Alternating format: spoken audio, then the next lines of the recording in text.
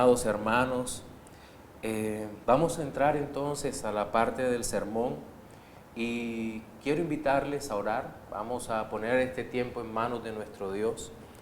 Señor Dios Todopoderoso, nuestro Padre, te damos las gracias en esta preciosa mañana por la multitud de tus misericordias sobre nuestras vidas.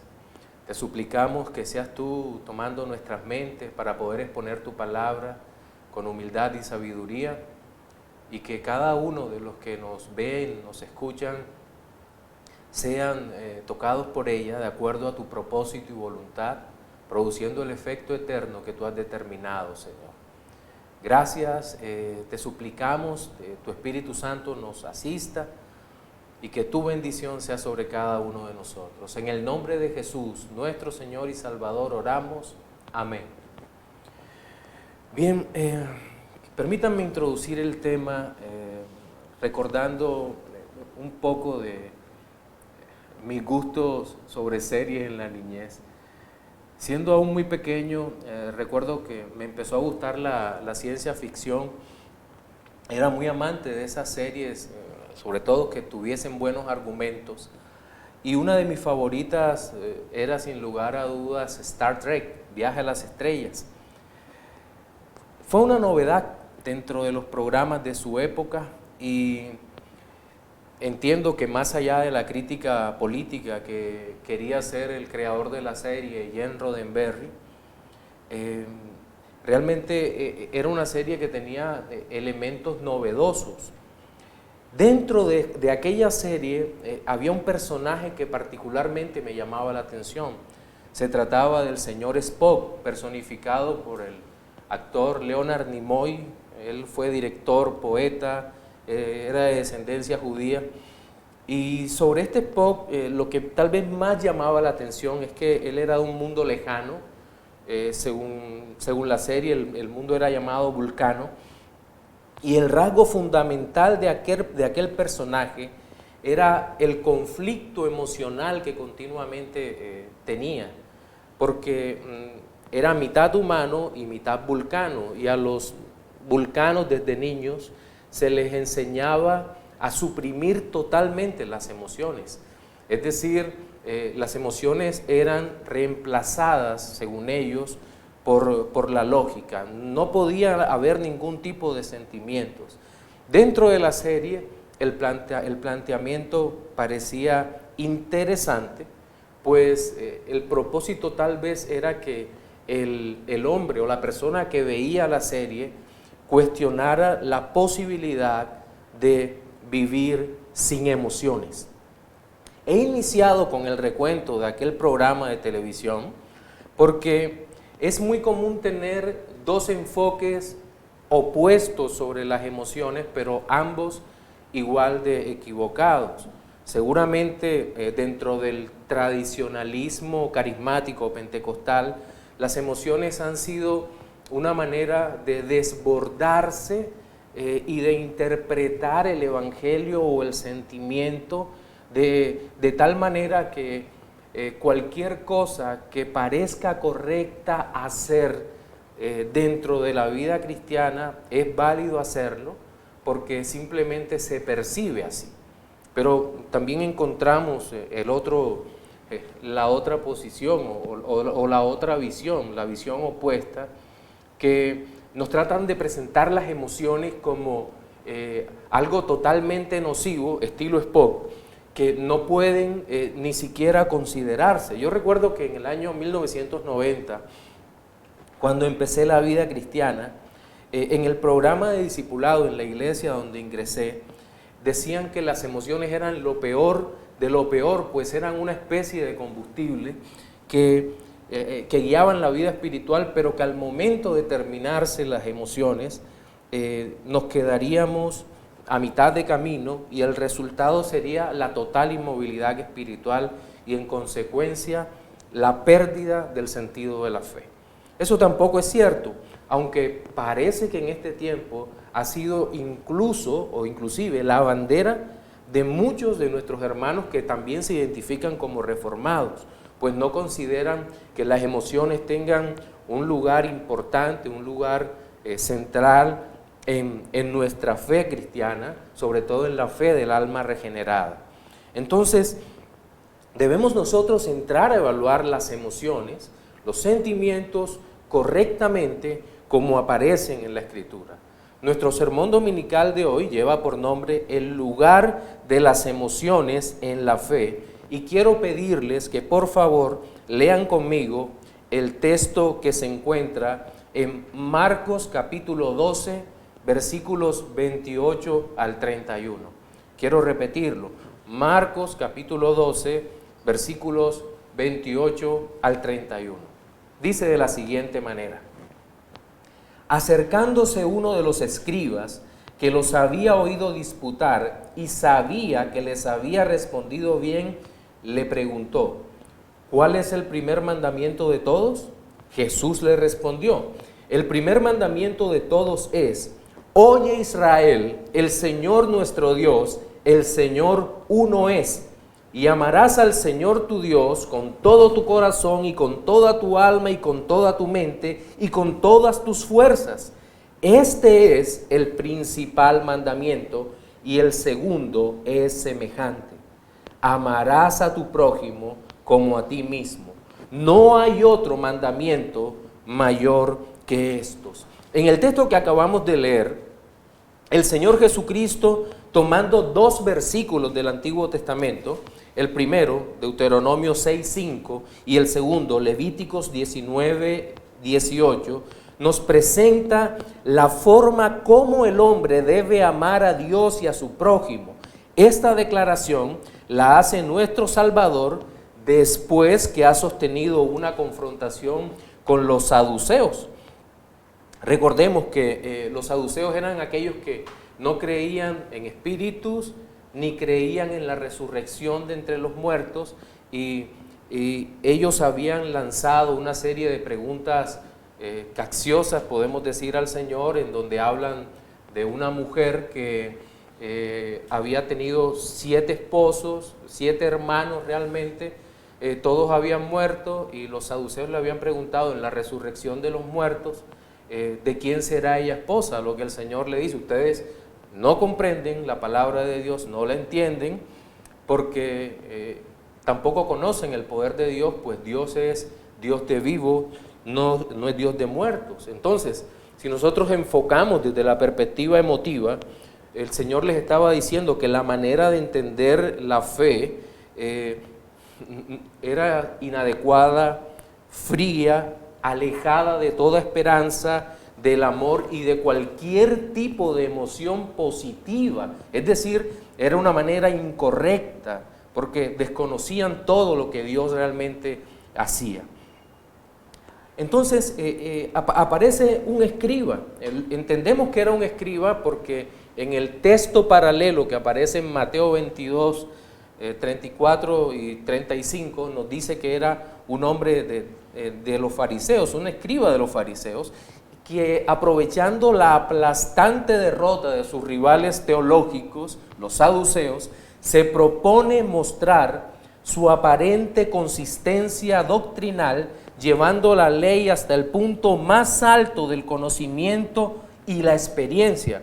Y la respuesta del Señor no pudo ser más terrible para él, pues el Señor no toma uno de los 10 mandamientos del Decálogo, sino que haciendo uso de toda la instrucción de la Torá, le describe que los mandamientos, si son vividos de acuerdo a la más alta norma de amor y gracia, si son vividos de esta manera, es como se pueden considerar de una manera correcta. De otra manera, si son comprendidos mal de manera fría, no serían más que considerados como igual a los demás sistemas morales que había en aquel tiempo, aunque no lo fueran.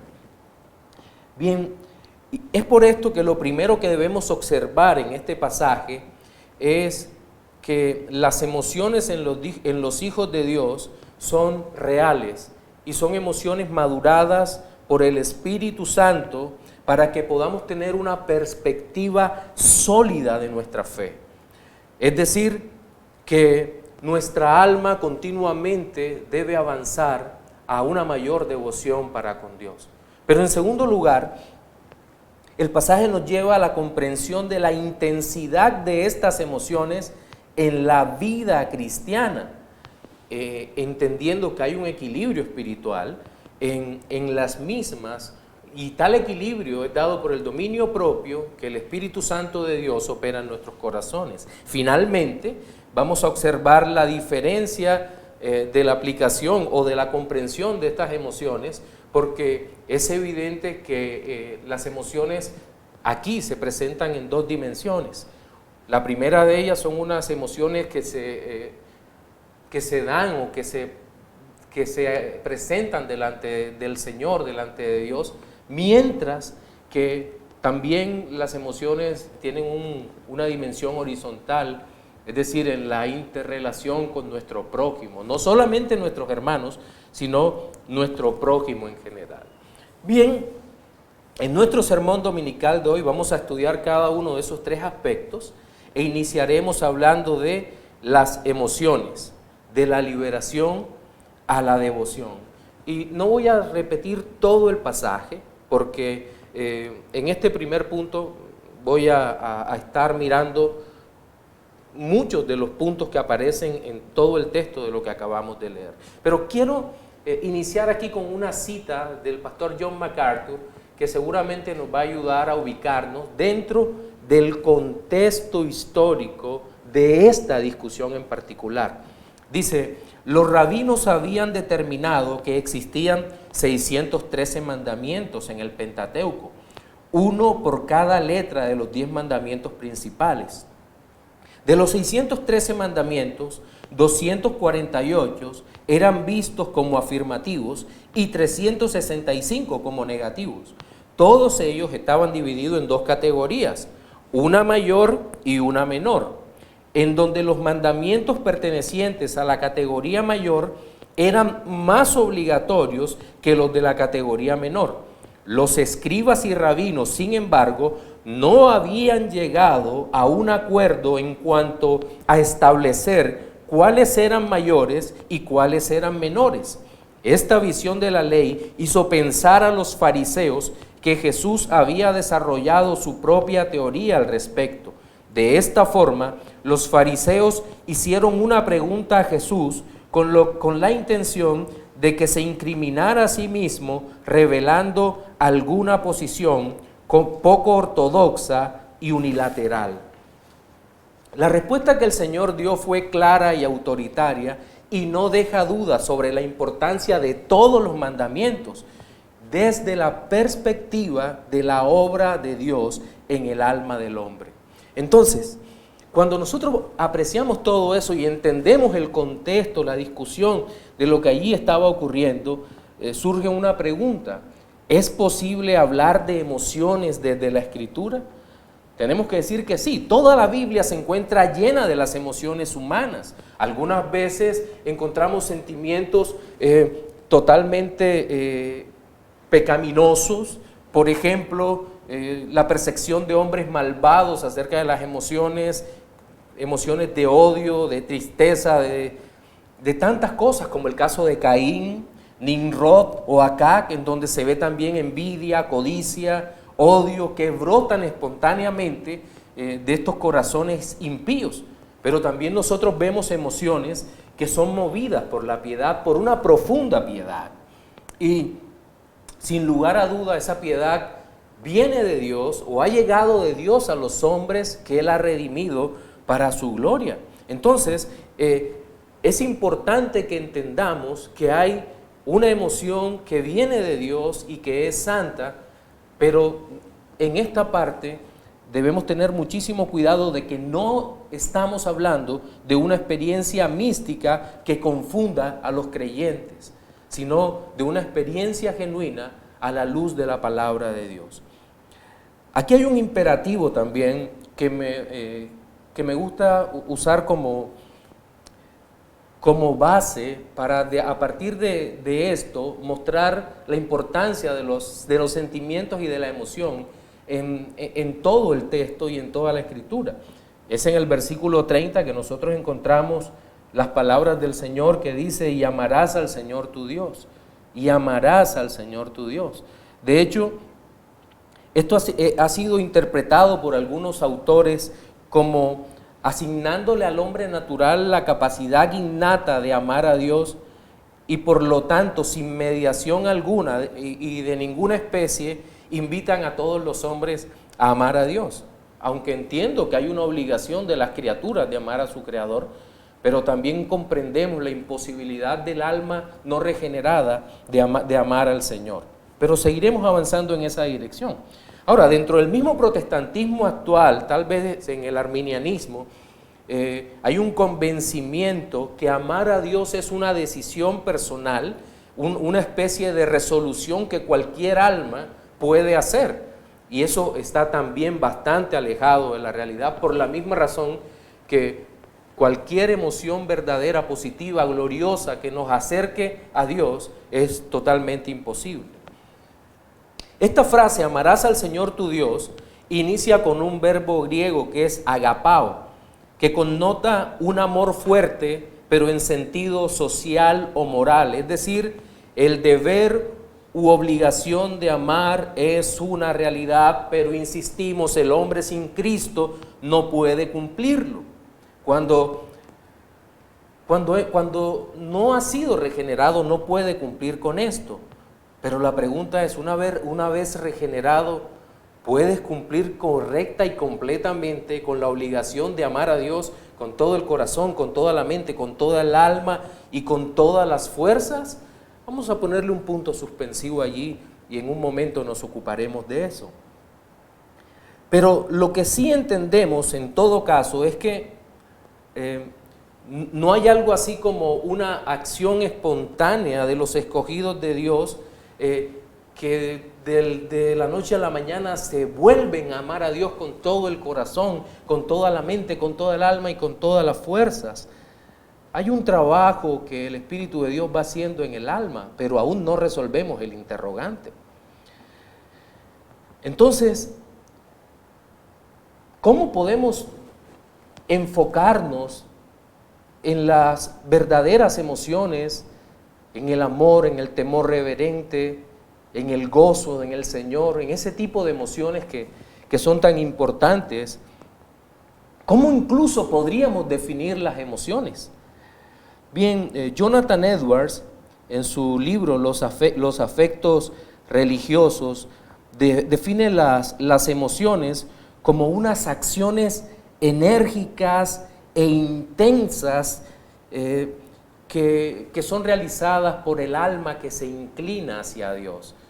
Y naturalmente entendemos que el alma que se inclina hacia Dios es porque ha sido inclinada por Dios mismo a la búsqueda de Dios.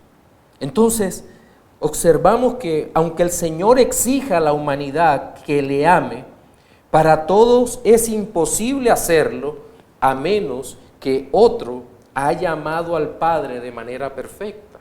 Es decir, con todo el corazón, con toda el alma, con toda la mente y con todas las fuerzas.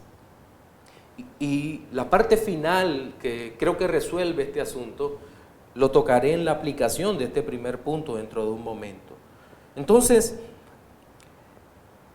es importante considerar también la forma o evaluar la respuesta que nuestro Señor dio a los fariseos, aquí tomando dos versículos del Antiguo Testamento, es decir, los que habíamos hablado, Deuteronomio 6:5, que se encuentra justo después que Moisés le ha recordado al pueblo de Dios los 10 mandamientos y una serie de leyes, les ha hablado sobre la ley moral, y ya han pasado 38 años desde aquel momento cuando el pueblo de Israel salió de Egipto, luego se han detenido en el monte Sinaí y por primera vez en el libro de Éxodo ha recibido la ley, pero han pasado 38 años y ahora Moisés nuevamente le recuerda aquellos 10 mandamientos.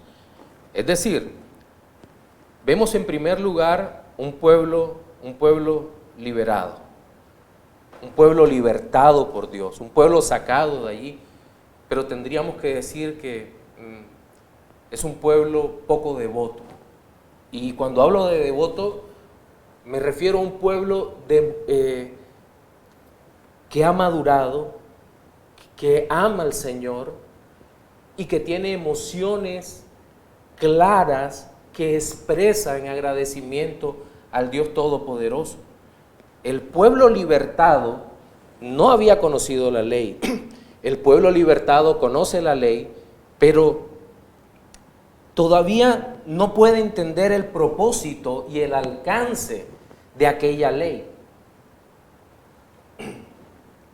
Pero empieza a pasar el tiempo y Dios empieza a tratar con aquel pueblo y el pueblo es instruido. Por eso la palabra Torah significa instrucción. ¿Y cómo lo instruye? A través de la ley. Lo madura. Y aquella madurez no es solamente tomar decisiones acertadas, sino tener sentimientos adecuados por Dios. Los teólogos llaman a esto antropopatía. Es decir, cómo debemos sentir. Pero no he venido hoy aquí a darte una lista exhaustiva de cómo debes sentir, sino que quiero llevarte a la Escritura para que evaluemos cómo debemos sentir. Porque es una acción de la madurez de nuestra alma y de la madurez de las emociones. Ahora bien, ahí las declaraciones que aparecen en esta parte son en esta parte de la Escritura dadas por nuestro Señor, son declaraciones precisas sobre nuestra vida y nuestras emociones. Amarás al Señor tu Dios con todo tu corazón y con toda tu alma y con toda tu mente y con todas tus fuerzas. Este es el principal mandamiento, y el segundo es semejante: amarás a tu prójimo como a ti mismo. Y luego dice el Señor, no hay mandamientos más grandes que este o que estos. En el mundo actual existe una manera rápida y fácil de manipular las emociones.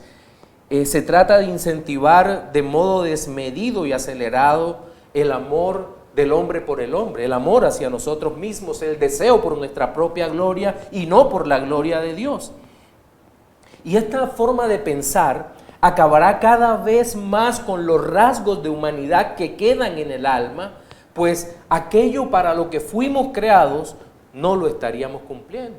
Fuimos creados para la gloria de Dios y para gozar de Él. Mire esta expresión de sentimiento y de emociones. Glorificar a Dios y gozar de Él para siempre. Fuimos creados de tal manera que únicamente somos felices, emociones. Somos felices cuando nuestra vida está centrada en Dios, pues de otra manera carecería nuestra existencia de significado. Y esto es sin duda el origen de más de un pecado, o de todos en el corazón, cuando no buscamos la gloria de Dios, pues Cristo exige la entrega total de las emociones santas para la adoración del Dios eterno. Bien, quiero hacer la primera aplicación con varias líneas de pensamiento. En primer lugar, quiero decirte que si quieres que tu alma descanse, la Biblia dice que solo Cristo ama perfectamente al Padre Celestial. Usted y yo no. ¿Sabía usted eso? Ese amor perfecto también es parte de la obra redentora del Señor. Nosotros solo podemos amar perfectamente a Dios en Cristo. Ninguno de nuestros esfuerzos, por muchas obras que quisiéramos hacer, son imperfectas, insuficientes, y me atrevería a decir que muchas veces entran en la categoría de lo ridículo, porque no podemos amar a Dios como Dios merece ser amado y como exige ser amado. Por tal razón, damos gloria a Dios por Jesucristo. En segundo lugar, fuimos creados para deleitarnos en Dios. Reconozco que ha habido algunos movimientos que se oponen a gozarse en el Señor porque consideran que la alegría y el gozo son una especie de sentimiento pecaminoso. En otras palabras, no soportan que Dios los haga feliz a ellos o haga feliz a otros. Esto es una manera de pensar que va contra lo que Dios hace en el alma, pues el fruto del Espíritu es amor, gozo, paz, benignidad. Dios sí nos hace felices cuando venimos a Él, solo que no es la felicidad del mundo, es la gran diferencia. Ese es el punto que nosotros tenemos que tener claro de nuestras emociones. Recuerde algo, la euforia no significa que somos felices. He conocido personas muy depresivas que son eufóricas. Un día están felices y al otro día tienen una depresión terrible que están en su cama. No, estamos llamados, hermanos, a tener verdadero gozo en el Señor, a no negar la obra del Espíritu Santo, a gozarnos en Él. Y eso no tiene que ver con la actitud de si una persona es introvertida o extrovertida. Seguramente conocemos a muchos hermanos que son muy introvertidos, pero están llenos de gozo, mientras que otros son bastante extrovertidos y no lo están tanto. Entonces, esto es una realidad bíblica, el gozo en el alma. Ahora, una tercera línea de pensamiento, y tal vez en la misma dirección de lo que acabo de decir, podemos hacer mención de que solo podemos tener emociones verdaderas que permiten sentir la esencia de nuestra nueva naturaleza en Cristo cuando hacemos aquello para lo que el Señor nos ha creado. No sé si usted recordará la película Toy Story. Los creadores de Toy Story cuentan la historia de una serie de juguetes que tienen mucho miedo de que el niño deje de jugar con ellos o que lleguen nuevos juguetes que lo reemplacen. Es decir, aquellos elementos de plástico y hierro estaban muy preocupados por dejar de ser útiles en aquellos para los cuales habían sido comprados o habían sido creados.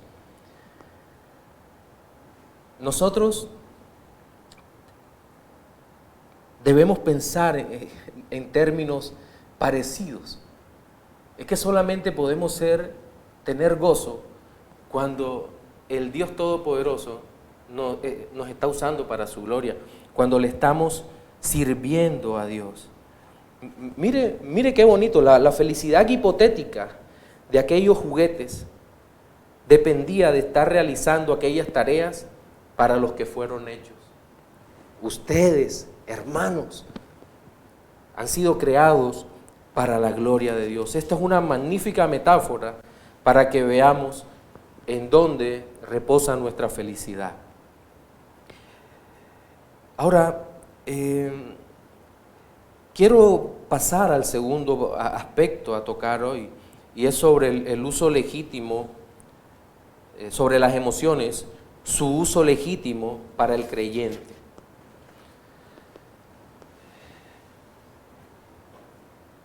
En el versículo 29 vemos que el Señor le responde, el primer mandamiento de todos es: oye Israel, el Señor nuestro Dios, el Señor uno es, y amarás a Dios con todo tu corazón, con toda tu alma, con toda tu mente, con todas tus fuerzas. Es decir, que debemos amar a Dios con el corazón, la mente, el alma y la fuerza. ¿Eso dice el pasaje? No. El texto, después de que habla con todo el corazón, se toma el cuidado de vincularlo con lo que viene seguidamente y dice: y con toda tu alma y con todas tus fuerzas. Hendrickson dice: el hombre debe usar estos poderes al máximo, y nosotros nos preguntamos, ¿cuáles poderes? Los de la vida eterna que le han sido concedidos por el Espíritu Santo y que apuntan al uso esforzado, responsable y genuino de la gracia que nos ha sido dada para la adoración del Dios eterno. Esto es, sin lugar a dudas, parte del uso responsable de las emociones en la vida del creyente, sobre todo en el aspecto más significativo de su ser, que tiene que ver con la devoción. Pero el significado de cada una de las palabras aquí expresadas y relacionadas con las emociones, por lo general es dividido con el propósito de expresar diferentes aspectos del ser espiritual. Pero siendo honestos, no creo que en estos versículos y sus paralelos nos hayan sido entregados a los creyentes para que los analicemos de esa manera.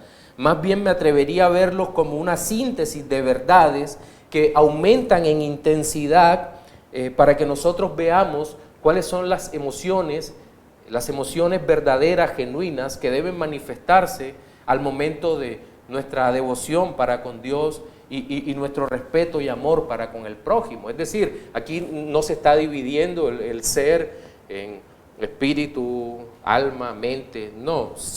De hecho, cada una de estas palabras, corazón, mente y alma, responden a términos griegos que tienen significados parecidos. Por ejemplo, cuando hablamos del corazón, es el término griego cardia. Esta palabra vino a significar toda la actividad mental y moral del hombre, incluyendo todos sus elementos racionales como las emociones. Pero luego vemos que habla de alma, y alma es el griego psuke, que puede significar aliento de vida, vida natural del cuerpo, pero que también connota el asiento del elemento sensible en el hombre, aquello mediante lo que percibe, refleja, siente o desea. Creo que se puede dar usted cuenta de la relación tan estrecha que hay entre corazón y alma. Está hablando de una misma cosa, pero está creciendo en intensidad.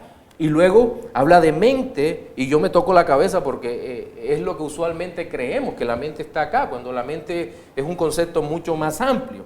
Pero mente es la palabra griega, o corresponde al término griego dianoia, que en este versículo se relaciona con la facultad del conocimiento, entendimiento, reflexión moral y el ejercicio o la acción de pensar, mientras que cuando habla de fuerzas, ya esa parte que es el griego ixchus, tiene que ver con el poder o la potencia, es decir, se relaciona con la puesta en marcha de todas estas emociones en la realidad, de todo lo que creemos, cómo se expresa en la realidad.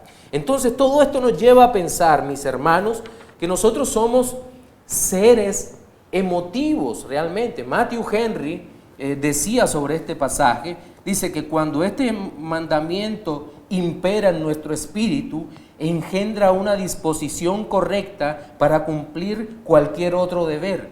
El amor es en el corazón el afecto conductor de los demás. El amor de Dios es la gracia conductora en el alma regenerada. Innegablemente, nuestra condición de seres emocionales, aunque en esta etapa de la redención es el Espíritu de Dios que mueve a los creyentes, y nosotros no podemos simplemente tratar de guiar la emoción por algo básico o pecaminoso, sino que nuestra emoción debe ser dirigida por la palabra de Dios, por la obra de Dios en nuestro corazón. Ahora, quien tenga una posición diferente sobre las emociones, las niegue, las oculte o le trate de dar una espontaneidad que la Biblia no le da, creo que tiene un verdadero problema y tendría que crear una nueva forma de doctrina, y eso lo ubicaría en la calidad de hereje. Pero quiero hacer una segunda aplicación en esta parte. Como bien sabemos, es una insensatez a tratar de ocultar el fuego escondiéndolo encendido en un almacén de combustibles, donde haya gasolina, querosén, petróleo crudo, y del otro lado tal vez haya derivados del alcohol. Seguramente cuando el fuego toque alguno de estos elementos combustibles, será muy fuerte el incendio y difícil de apagar. De la misma manera, nosotros no podemos hundir las emociones en el fondo de nuestra alma so pretexto de que son malas y destructivas. Me refiero a las emociones santificadas. Porque, y cuidado, cualquier emoción que se trate de ocultar de esa manera, la fuerza puede tener un problema serio, porque al momento de que esto quiera escapar a la superficie, en el camino de salida arrastrará todo lo que encuentre a su paso. Y el desequilibrio en el alma será terrible. ¿Cuál es la solución entonces para esta situación que se plantea? Pues bien, los hijos de Dios hallamos en la Escritura que la solución para tener unas emociones adecuadas, unas emociones que glorifiquen a Dios, es la santificación. La santificación. Si nuestras emociones son santificadas, el corazón, la mente y el alma, en la palabra, a través de la palabra de Dios, vamos a expresar emociones hermosas, controladas por el Espíritu Santo, que reflejan el fruto de la regeneración. Vamos a poder amar a Dios. Vamos a estar confiados en que Cristo amó perfectamente a Dios y vamos a amar a Dios en Jesucristo. Nos vamos a maravillar por su obra, nos vamos a maravillar en su gracia y misericordia y vamos a estar deseosos de amar a nuestro prójimo como a nosotros mismos. Ahora, estas dos dimensiones del amor a las que me acabo de referir, es decir, las emociones para con Dios y para con el prójimo, constituyen el último de los aspectos a tratar en nuestro sermón dominical de hoy, que se titula Emociones, las dimensiones en que se expresan. Versículos 30 y 31, de nuevo, y amarás al Señor tu Dios con todo tu corazón y con toda tu alma y con toda tu mente y con todas tus fuerzas. Este es el principal mandamiento, dice el Señor, y el segundo es semejante: amarás a tu prójimo como a ti mismo. No hay otro mandamiento mayor que estos. Hemos dicho que el pueblo de Israel pasó de ser una nación de esclavos liberados, aunque jamás lo olvidaron, y pasaron a ser un reino de hombres libres que devotamente aman a Dios. Naturalmente, algunos mirarán las Escrituras y juzgarán preocupados las acciones posteriores del pueblo en la misma etapa de la conquista, después durante la era de los jueces, pasando por la monarquía hasta los dolorosos cautiverios asírico y babilónico y luego el regreso a su tierra. En cada uno de estos capítulos de la historia de Israel parecen destacarse por la frialdad espiritual y en consecuencia la inclinación a lo pecaminoso. Pero es aquí cuando vemos en retrospectiva la obra de Cristo en la redención de los creyentes. Cada uno de los hijos de Dios en la antigüedad fue lleno del Espíritu Santo del Señor para redención. Sus almas fueron iluminadas para que se deleitaran en el Salvador, sus mentes saturadas con la verdad de la palabra, la comprensión anticipada de la gracia eterna y la misericordia. Y es por eso que vemos con tanta claridad la poesía de David en los Salmos como un canto fortísimo, sostenido y afinado que declara devota y emocionalmente la obra salvadora del Señor. Te amo, oh Señor, fortaleza mía, roca mía, castillo mío, mi libertador y Dios mío, fortaleza mía, ¿en quien confiaré? Claramente observamos que la emoción de este hombre se ha desbordado por el Señor. Le ha dado gloria a Dios por lo que Dios está haciendo en su vida. También podemos mencionar a los denominados héroes de la fe, que son presentados en Hebreos 11 como un testimonio de la obra de Dios en sus almas. La devoción que reflejan una y otra vez en emociones santas que glorifican a Dios en acciones muy puntuales. Y es muy sensible el hecho de que en esta lista de santos que aparece en Hebreos 11, que ya han partido con el Señor, no se hace mención a ninguno de sus pecados. No se hace mención a los pecados de Sansón o de Jefté. No se hace mención a nada de eso porque han sido perdonados y el Señor no se acuerda de ellos. Entonces,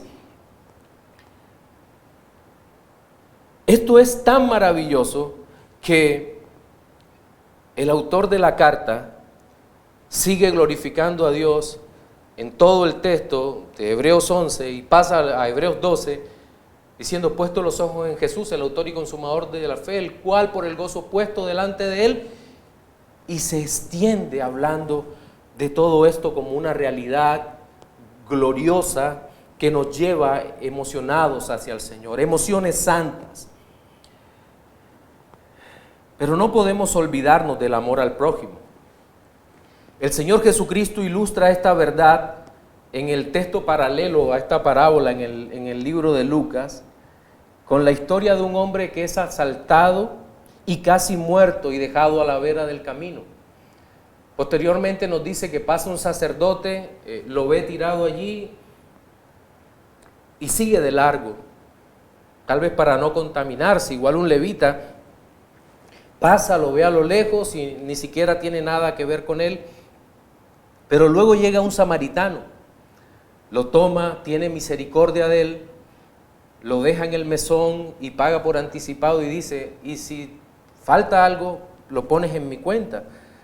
Y el Señor dice, ¿cuál es el prójimo? Y eso se lo dice a un fariseo que está discutiendo con él.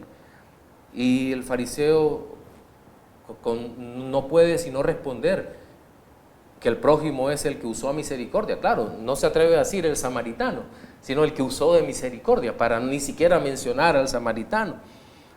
Pero entonces el Señor hace una ilustración en aquella parábola de quién es realmente el prójimo y cuál debe ser nuestra actitud para con el prójimo.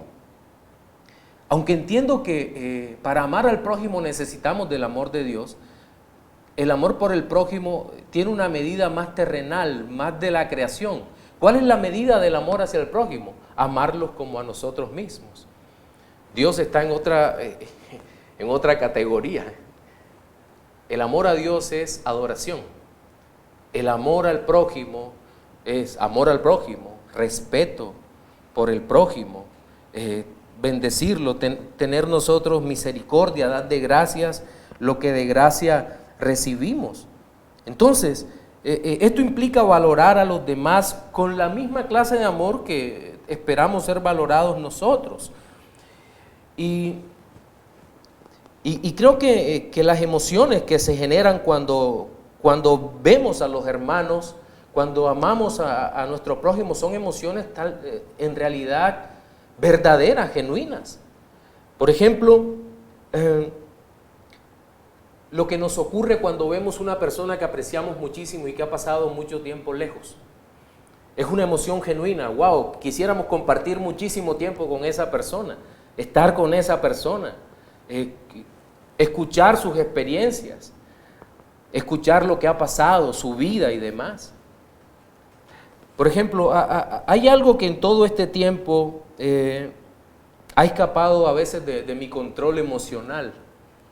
Trato de imaginarme el tiempo cuando nosotros podamos nuevamente adorar como congregación, como iglesia. Y cuando me imagino eso, realmente se desbordan mis emociones porque anhelo verlos. Pero entiendo que en medio de esto esperamos en Dios, confiamos en Dios, adoramos a Dios y a pesar de la distancia seguimos amándonos unos con otros. Pero siempre debemos aclarar que cada grupo de emociones debe tener su objeto particular de expresión. Noto en mi alma que cuando estoy muy enojado y trato de orar, de inmediato viene a mi mente el razonamiento de ¿a quién estoy dirigiéndome? Oh, estoy dirigiéndome a Dios, así que yo no puedo simplemente llegar enojado y decirle, no estoy de acuerdo contigo por tal cosa. No, en ese momento toca humillarnos, o me toca humillarme y decir, Señor, perdóname por la manera como me estoy expresando o como me estoy dirigiendo hacia ti. Dame un corazón limpio para adorarte, para acercarme a tu presencia. Y entendemos también que no es lo mismo adorar al Dios vivo en medio de un salmo, un himno, en donde expresamos desde el fondo del alma, mi corazón entona la canción, que un tiempo de intimidad con personas que amamos como las esposas, los amigos, los hijos o los vecinos u otro tipo de personas que estamos en este plano. Miren, no es lo mismo gozarse con el prójimo que adorar a Dios. Y esto es una realidad. Y quiero aquí hacer mi tercera y última aplicación. Yo recuerdo que hace algunos años un hermano empezó casi a diario a cuestionarme porque escuchó que en mi auto escuchaba música que no era cantada por autores cristianos o no era música cristiana como tal. Y él hacía un énfasis en que todo lo que se oyera debía ser de alguien que compartiera nuestra misma fe. Su insistencia era tal que llegó a ser en algunas ocasiones molesto y obsesivo con ese tema. La música, en fin, yo entiendo que la música tiene, aún la que no tiene letra, tiene un sentido moral. Debemos apuntar a lo estéticamente bueno que estimula las emociones de gloria para Dios. Pero también debemos entender que toda la música de lo que hoy llamamos música cristiana no es buena. Y recuerdo que se acercaba mi aniversario, tal vez el número 12, si no recuerdo, y no sabía qué cantarle a mi esposa, y vino aquella idea. Él estaba conmigo y le dije, mira, he estado escuchando algunas canciones de cantantes cristianos. He escuchado esta, no la repito para no herir susceptibilidades. Y le dije, mira, esa música que hacen estos hermanos a las esposas, a los hijos, me parece desastrosa, está mal construida. Y empezamos a hablar de elementos musicales, la instrumentación de los cantos es muy mala, los coros es un desastre y las letras ni se diga.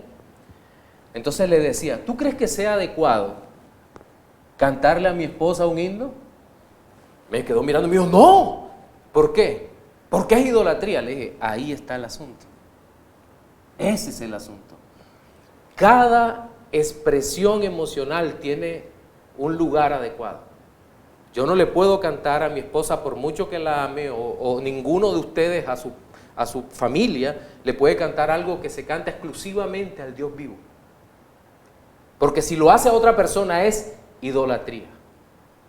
Pero terrenalmente hay letras que están hechas para cantársela a la esposa, a la persona amada. Y eso se puede dedicar, siempre y cuando guarden todos los aspectos de decencia que debe tener la música, los aspectos estéticos. Recuerdo que en aquella ocasión encontré música que nos gustaba desde hacía muchísimo tiempo. Entonces, es importante la expresión de las emociones en el amor a Dios y hacia el prójimo, en el temor a Dios, el respeto al prójimo, en la manifestación de misericordia hacia los demás. Pero todo este tema debemos tener el cuidado, pero mucho cuidado para adorar a Dios y amar a nuestro prójimo como a nosotros mismos. En nuestro sermón dominical de hoy hemos observado 3 aspectos relacionados con el lugar de las emociones en la fe. Fueron, primero, emociones de la liberación a la devoción. Segundo, emociones, su uso legítimo para el creyente. Y tercero, emociones, las dimensiones en que se expresan. Quiero despedirme con un par de reflexiones finales. La primera de ellas es para los no creyentes. Miren, es cierto que la vida es más que las emociones. También es verdad que no puedes despojarte de ellas. La única solución es que el Señor las santifique. Pero para que eso ocurra, amigo, tú tienes que nacer de nuevo. Y solamente cuando nazcas de nuevo, cuando el Señor te haga nacer de nuevo y el poder del Espíritu Santo haya tocado tu vida, tu corazón, podrás ver el reino de Dios y expresar emociones que realmente sean un reflejo de tu gozo, de tu felicidad interior por la obra perdonadora de Cristo en tu alma. Arrepiéntete, ven a los pies de Cristo para que puedas realmente gozarte completamente en el Señor. Pero quiero ahora dirigirme a los creyentes Y creo que el llamado es a deleitarnos, regocijarnos, disfrutar del Señor, pues es parte de nuestra gloriosa vocación. El mundo ofrece deleite temporal, pero la felicidad eterna de los hijos de Dios es lo único que permanece en nuestra alma, que sabe cuál es el lugar de las emociones en la fe. Amén. Vamos entonces a pasar.